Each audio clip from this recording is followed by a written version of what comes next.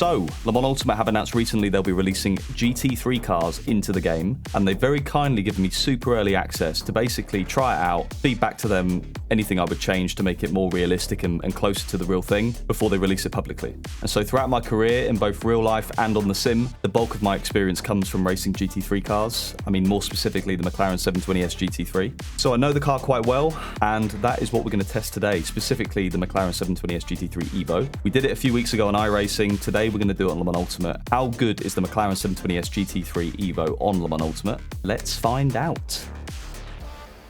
Okay, so in the server, offline, at Spa, like we were in the iRacing video, let's see, or let's assess the sound. Logging enabled. Okay, so the way it sounds when it fires up is actually spot on. No joke. That's really good. But let's try.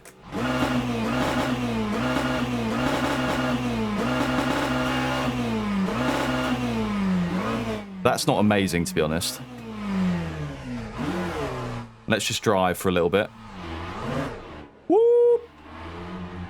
Forgot that in WEC, GT3s don't have tyre warmers, so that is one thing you're going to have to be very careful of, is in ACC and Rennsport you have tyre warmers, but yeah, that will catch you out. Let's quickly just get back to the sound for a minute then.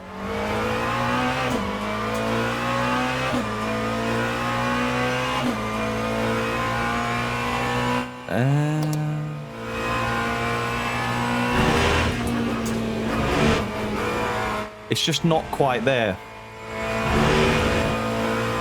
I think it's slightly better than iRacing, but it's still a long way from the mark. I think it's too whiny and weak. So when you listen to my actual onboards that I've done on the channel recently of the McLaren 720S,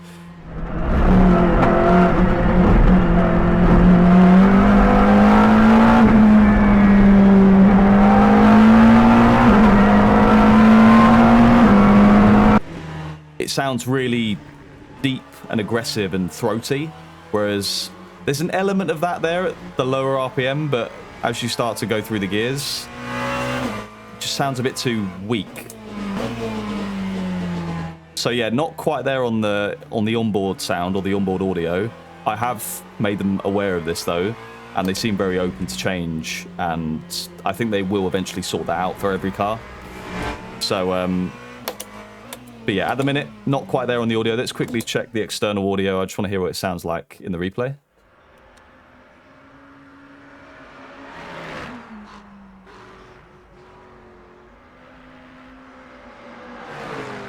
Okay, it's quite quiet because I guess I got the audio quite low, but like iRacing, the external audio is really good. I guess it's easier to capture that, so that would explain why both games have good external car audio, but like the internal audio is definitely not great. I think it's better in this than it is in iRacing, but still a long way to go on that. So that is the sound. Let's just go and do some, actually before we do some laps, I'm going to quickly flick through the setup. So they sent me a default setup. It was a little bit understeery, so I did tweak a few things, but it's the same parameters that Le Mans Ultimate have on the other cars for the most part. TC is quite high, so I probably could go down on that. We're in quali trim, so there's quali fuel on board, so when we look at the lap times we can take that into account.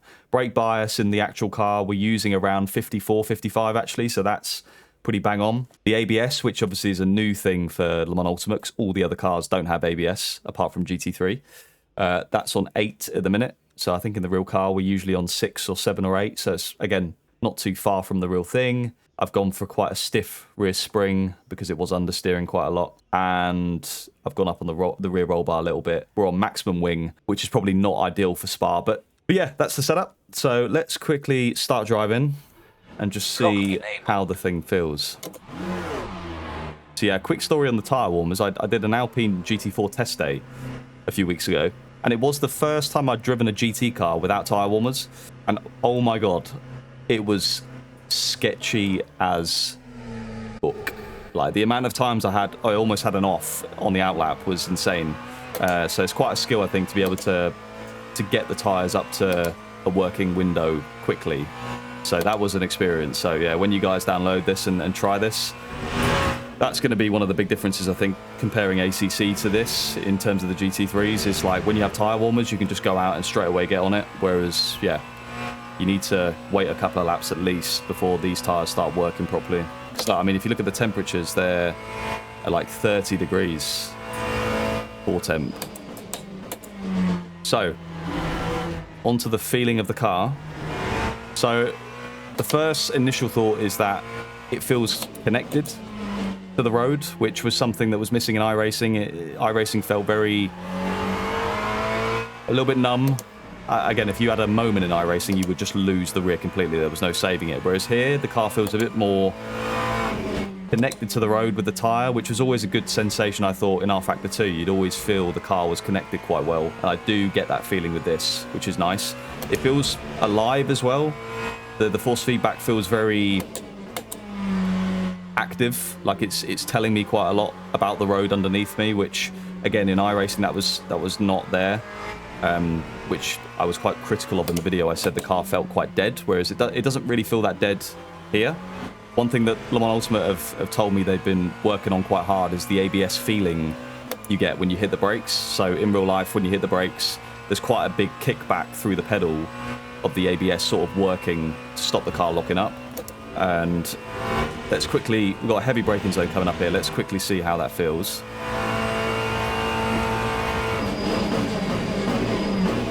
Yeah, I can definitely feel that in the later stages of the braking. I can feel it, obviously not through the pedals, but through the force feedback. I can feel the ABS working away in the same sort of way, which I think is, I mean, it's the best you're going to get, right? You know, it's not the real car. I'm not going to be able to feel it through the pedal unless I get some haptics. But to be able to feel that through the force feedback is quite nice. You can see the ABS lights working away there on the dash, but I can feel that quite if I don't touch the wheel, watch what the wheel does. See it? It's like that little side-to-side jittering is the ABS working away, which, yeah, I think that's quite good. I think if you had some haptics on the brake pedal for the ABS, I think that'd be even more immersive because you'd feel it through your foot like I do in the real car. But yeah, overall, I think the sim is limited with the brakes in the way that every other sim is limited with braking at the minute. And what I mean by that is every sim uses percentage for braking at the minute. So you have 100% brake, and that's the maximum, and you can have anything between 0 and 100. But in real life, it's more pressure-based, and they measure it in bar. So in theory, I could hit 100 bar, but I could also hit 200 bar, or, you know, there is no limit. There is no 100%. So if that doesn't fully make sense, don't worry. I am going to do a video on that in the near future to fully explain the differences between the brakes in the sim and real life. But for now, that's just a brief summary on the brakes. You know, they could be more realistic. So yeah, a slight critique of this in terms of the feeling. So I always get this feeling with Le Mans Ultimate, and I did with rFactor 2 as well, that the cars don't feel heavy enough. And it's really hard to explain, but they just don't feel like, because these cars weigh over a ton. Like they are really heavy cars, especially for a race car.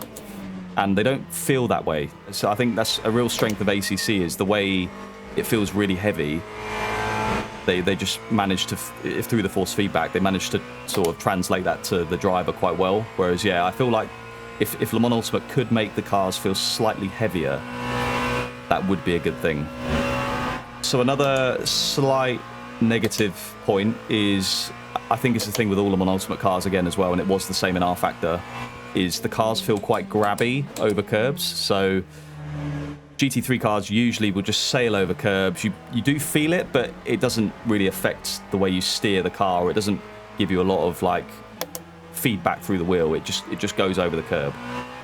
Whereas in the game, I feel like, I mean, definitely on the exit of turn 1, but on any curb pretty much, it has quite a big effect on the force feedback, and it does ultimately affect your driving. To offset this in the settings, on the force feedback smoothing, I go up to like 8, and that's the primary reason really, is so over curbs it's not as bad, but still, even on that high smoothing value, it's quite extreme the way the car affects, the way the curb affects the car. So yeah, again, if they could sort that out, if they could make the car feel slightly heavier and just make it glide over curbs a bit easier, I think that would be better. That's something Rennsport, funnily enough, actually simulates quite well. The feeling over curbs in Rennsport is actually quite good, I think, anyway. Okay, so we've commented on the feeling and the behavior of the car, but let's actually try and do a hot lap and see what lap time we end up doing, just to see where the actual pace of the car is at, you know? We are in quali trim, so low fuel. Let's see what we can do. So stop right there for a minute. I need to say something. So before you watch this lap, throughout the lap, I basically complain about the car being too slow on the straights and too slow in general. You need to ignore all of that because I'm a moron. And as soon as I stopped recording, I did sort of realise that I forgot to mention that the LMGT3 cars in WEC are completely different to the GT3 cars in GT World Challenge for a number of reasons. And yeah, obviously I've driven ones in GT World Challenge, and that was what I was going off as a reference, which was incorrect because I'm driving Le Mans Ultimate, which is the GT3s in WEC. And so a few key things as to why they are different. So the LMGT3s in WEC have less torque and they have different aero kits with basically less downforce. They have less power than the regular GT3s in GT World Challenge. And yeah, there's other variables at play as well. You've got the track resurfacing that happened at Spa this year, although it did make the track 2 to 3 seconds a lap quicker. It wasn't resurfaced in time for the WEC round, whereas in GT World Challenge it was, so there's that variable.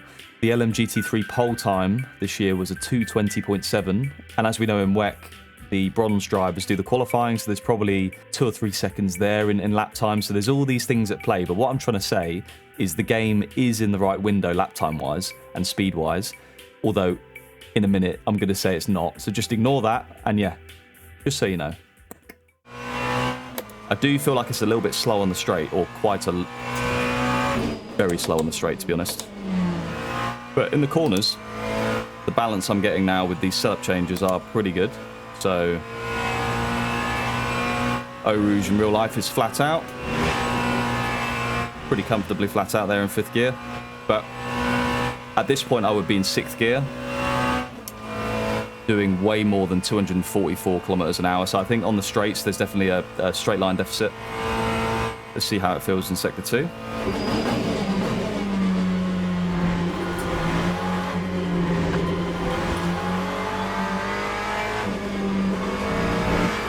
Felt pretty good in Le Comte, to be fair. I love how in this game you can let the car coast, and it just feels very natural.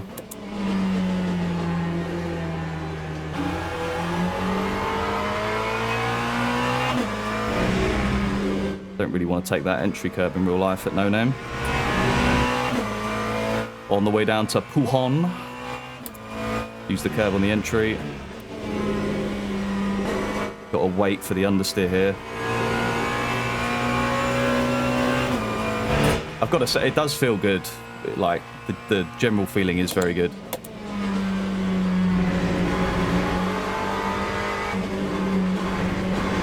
Feel like it feels very natural, which is really what you want from a sim. Is Stavolo 2 going to be flat? Just about. On the way down to Blanchemont. Sector splits on my track map are a little bit wrong. I'm pretty sure Sector 2 ends after Stavolo 1. Blanchemont should be easy flat. Easy flat. Let's brake super late for the chicane.